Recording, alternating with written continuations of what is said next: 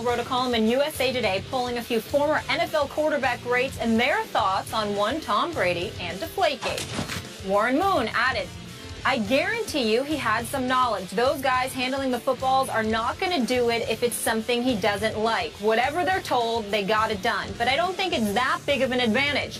A federal case over freaking air in the ball. It became a thing where both sides dug in and wouldn't budge.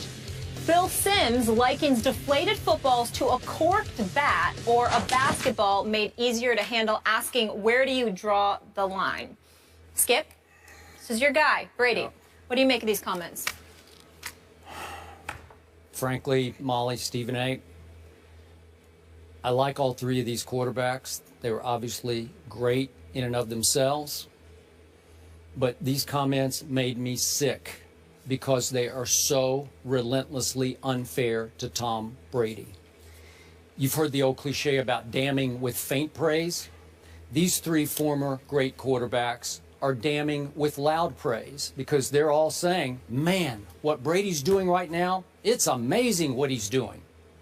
But between the lines, or sometimes in Warren Moon's case, in the lines, they're saying, but he still cheated. Phil Simms using the cork bat analogy. That's big-time cheating in baseball. That gives you a big advantage, as we remember from the Sammy Sosa cork bats.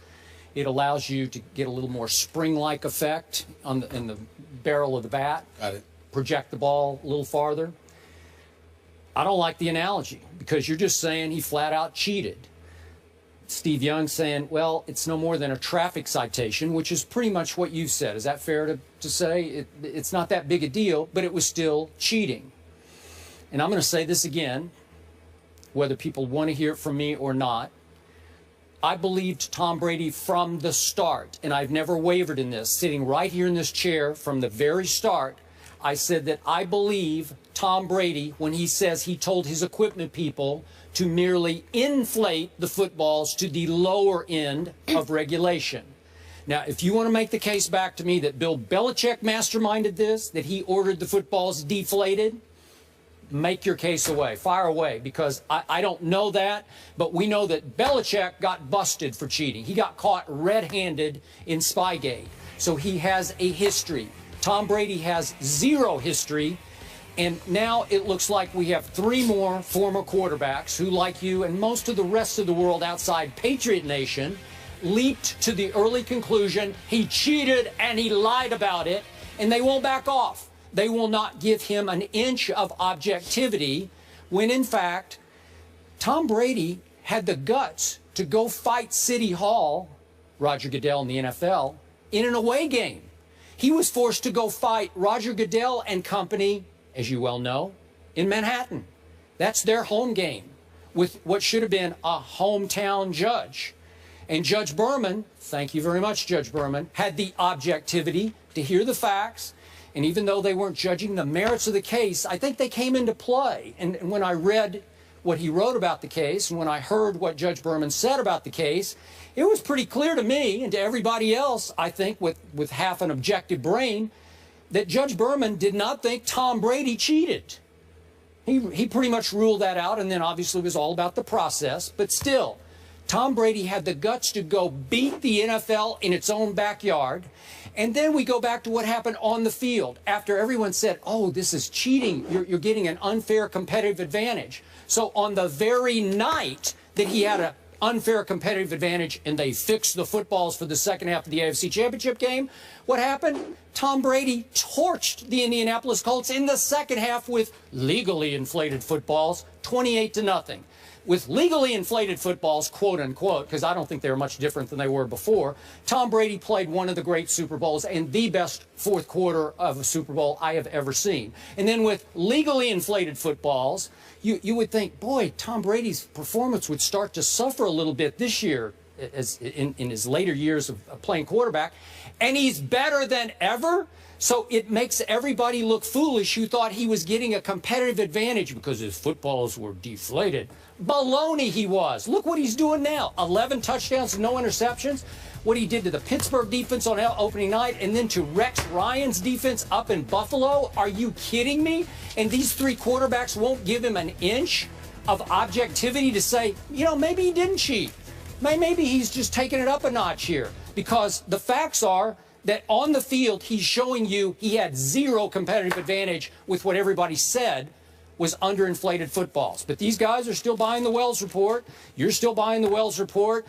Tom Brady destroyed his cell phone. That's what Jared Bell wrote that word again in this piece. I like Jared Bell, but did he destroy it, or did he just change to a different cell phone because they told him it wasn't going to even come into play in the Wells investigation? It's just so unfair to Tom Brady. But the bottom line is, I love it because Tom Brady reads this stuff, and he will be so on fire, motivated to make all these guys eat their words by the end of this year, and I hope they will. Finish? Yeah. Couple of questions. Do you have an iPhone? Do you have an iPhone? Yeah. You have an Apple iPhone? I don't have an Apple. Oh, but Is that what you mean? Does that qualify as an iPhone? iPhone. Samsung, is that an iPhone? No. I don't know. Samsung's, yeah, it's not an iPhone. No, Okay, he doesn't well, have an I don't know. iPhone. He has Samsung. Yeah, you have Samsung. You don't have an iPhone. Okay, that's number one. Because I'm just here to let you know, as somebody who has changed his phone on several occasions, all my emails and my text messages get transferred right to my new phone. I just want you to know that. Okay? Number one. So? No. Wait. You were saying that, you know, he didn't destroy his cell phone. He just changed the cell phone or whatever the case may be. I'm telling you that your text messages and your emails usually transfer. I've changed. Phone. Yeah, I've done that. That's what I'm saying. Yeah. Okay, that's number one. Okay. I just want to point that out. Regardless of the carrier that That's happens. right. That's right. Question number two. Roger Goodell is the commissioner of the National Football League. You have obviously spoken out against him and what you deem to be a witch hunt. Do you think that Roger Goodell firmly believes and knows Tom Brady is innocent but is going after him anyway? I don't know. You'd have to tell me. I don't know. I can't speak because, for Roger Goodell. Well, what I'm saying is when you've used the word witch hunt in the past, and I'm saying to you that it's only a witch hunt. Yeah. If you adamantly... I don't think he has the proper proof. Okay. You think it's more probable than not? That won't stand up in a court of law. Yeah, but it ain't supposed to be a court of law. It's supposed to be the court of the NFL. Now, the federal judge has obviously made a different ruling. Let me tell you what I was told the interpretation of Judge Berman's ruling was. Judge Berman's ruling wasn't in support of Tom Brady. It was against Roger Goodell because Roger Goodell, he thought, engaged in an abuse of power. Yeah. That doesn't speak to the innocence of Tom Brady. It just speaks to, excuse me, you have a collective bargaining agreement with the Players Association. You seem to have exceeded the purview of your power at this particular juncture. But quick point of order. Sure. In that opinion that Judge Berman wrote, and it went on forever, but there were lots of indications that he didn't believe the NFL had much of a case against Tom Brady. He didn't believe the NFL had much of a case to justify a 4-game suspension. So when you're talking about the 4-game suspension, let's say, for example, had he fined Tom Brady $200,000 but didn't suspend him, I don't think Berman would have made that ruling. Had he suspended him 1 game, I don't think Berman would have made that ruling. I thought it was about the fact that this is 4 games. This is 25% of an NFL season that you're going here. You're the commissioner of the National Football League. You want to suspend somebody to the degree that you suspended dudes with domestic abuse, with weed, and all of this other stuff. You had damn well better have more evidence than what you're giving me. Fair enough. The reason I bring all of that up, Skip Bayless, is because the time for playing around and joking about Deflategate as it pertains to this show has come to an end. I think that you have crossed the line when you're going after a Phil Simms, a Steve Young, a Warren Moon with their positions, and here is why. They played this game. So? Let me, no. I don't care. No. That's gotta matter. That's gotta matter. When a guy has played in the NFL and have produced Super Bowls, or if it's succeeded as much as Warren Moon has in the Hall of Fame that he and Steve Young is, I'm sorry, it holds weight. Do I believe that Tom Brady knew something about deflated footballs, that he was completely, yes, I do. Do I believe he's completely clueless and oblivious to it? No, I do not. But at the same time, I just don't find it to be that big of a deal. Here's where I part ways with that. When NFL players who are in between those lines that have played this game on a very elite level, particularly at the same position Tom Brady has played, if they're sitting there and saying, as Warren Moon said, there's no way he didn't know. Warren said that's right. I got the piece right in front of me. What I'm saying to you is that I got to take that to the bank. By the way, he said, I guarantee you. Yes. He knew. Well, listen. He's not the only one. I've had numerous NFL players tell me that. I've had players tell me by your second year, at the latest, your third year in the league, no matter what position you're playing, they know where you want your clothes hung up. They know what meal you want and at what time. They know how you want your socks laid down. So what I'm trying to say to you is, when people are that tedious and that meticulous in explaining the culture of a game, and they are participants in it at an elite level, I cannot dismiss that. Now, you could disagree. You could do that. But let's not talk about Warren Moon or a Steve Young or a Phil Simms as if they're out of line. All of them touched on the greatness of Tom Brady. All of them validated it. All of them said in no way does that influence or tarnish his legacy of greatness, because it cannot be disputed. Yeah, but when you then say, but he cheated, it tarnishes his legacy. What they're saying is that Steve Young, you can say cheated, Skip. To Steve Young, it was the equivalent of a traffic citation. So what I'm trying to say to you is that they're letting you know that under no circumstances should you use this as an excuse to try to impugn or diminish the greatness of Tom Brady. That's your interpretation of it. That is my interpretation of it, but that's mine. But that's what they're saying. Yeah, I'm saying I'm going by what they're saying. To people who read this, they're going to say, no. But you're still saying he cheated? With all due respect, I don't think most people in public read the way you do. I'm talking about the way you dissect things, particularly when it comes to one of your favorite players. I don't have to dissect. I guarantee you he do. Well, again, I don't have to read anything into that. But you do. Because what they're saying is, you take it as an affront, as if everybody is touching on the greatness of Tom Brady. What they're saying is, excuse me, there are rules that are bent all the time in the game. This to us is a very small thing. Just don't tell us that you're the quarterback. No one touches the balls more than you. Nobody does it, and you know nothing. Okay. You know nothing. No, you know everything. Nobody is more meticulous than Tom Brady. It's a pretty wide range that the rules allow at a PSI. What did Aaron Rodgers say? I want mine at the top. It just feels better in my hand. I like a fuller football. What did Tom Brady say? The Jets game, it was 2 years before. Remember that? The referee said, no, we won't accept this, and they overinflated the footballs. Do you think he didn't know that? No, he was furious about it because he couldn't hold the football. So he knows he wants them at the lower end of regulation. That does not mean Phil Simms, and by the way, I know Phil very well. I know Warren pretty well. I don't know Steve Young, but I'm close with Phil Simms. So it's not like I'm attacking people that I haven't spent a lot of time around. I understand that. I'm just saying that at the lower end of inflation, Tom Brady knows it's a little softer for him, but that doesn't mean he cheated. Skip Bayless. It doesn't. I don't recall them saying he cheated. I recall them saying, just don't tell us that as the quarterback of this franchise, you didn't know. Okay, he knows it's lower than higher. But that's all they're saying. But we're within the range of regulation. We're not cheating. No. Wait a minute. You're not hearing this right. The commissioner of the National Football League and what they're electing to do with Tom Brady is their own separate business. I think that if you cornered Steve Young and Warren Moon and Phil Simms and you asked them, would they have pursued this case against Tom Brady the way the commissioner has, they would tell you absolutely not. It is a waste of our time. This is pretty much to do about nothing. No, they're not saying it's about nothing. Let me finish. If you use cork bat, it's not nothing. Skip, go ahead. What I'm saying to you is that that's what I get that they're saying. I get that they're saying this is not that big a deal. Just don't tell us that you didn't know anything. It's impossible for us to believe that you didn't know anything. Here's a quote. Sure. Early in this column from my friend Phil Simms. Worked with him on this network a long time ago. Go ahead. If it's true, it's a big deal.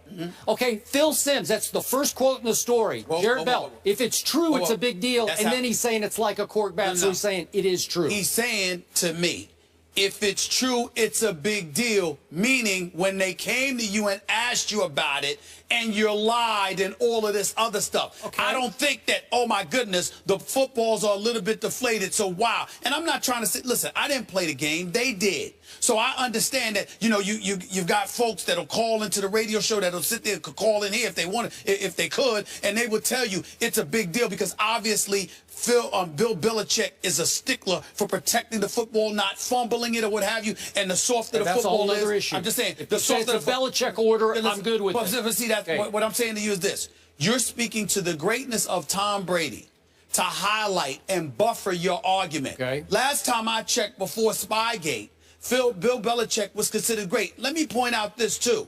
Bill Parcells, I would consider him a great coach. Wouldn't you consider him a great coach? I don't recall him winning any Super Bowls without defensive coordinator Bill Belichick. Bill Belichick, what I'm trying to say to you is this. Bill Belichick accomplished a great deal in his NFL career. This man is a born winner, okay? But when Spygate came along, he got busted for doing that. Why would a born winner need to resort to Spygate? I agree with that. To illegally taping defensive signals. Wait a minute. That's my point. Okay. He didn't need to do it because he was a winner before that. But he did it anyway. So you could sit there and you could easily lean on that. But the notion that Tom Brady can be stained in any way just abhors you to no return. Really? I'm out. Really? Now that you brought this up, Bill Belichick got fired in Cleveland. Do you remember that? Yes, I do. And he had a bad first year in New England. Yep. I can't remember. I'm off the top of my head a remember little all of bit. that. And I he remember was all of that. on the hot seat. That's and right. I had an assistant on that staff the year Tom Brady fell out of heaven into Belichick's lap tell me that they thought as a staff they probably were going to get fired that season, and they got off to a horrendous start. I remember so that. the born winner was in danger of losing his second job when Tom Brady saved the day, and I think saved his career. All I'm trying to say to you is that it's amazing to me. I understand that. He had Nick Saban and others on the squad. We see how great those coaches are. My point to you is that Bill Belichick, being as great as he is, he still cheated with Spygate. And all I'm saying is his quarterback for the last 13+ years has been one Tom Brady. So Bill Belichick is persona non grata. This dude is corrupt. He's always cheating.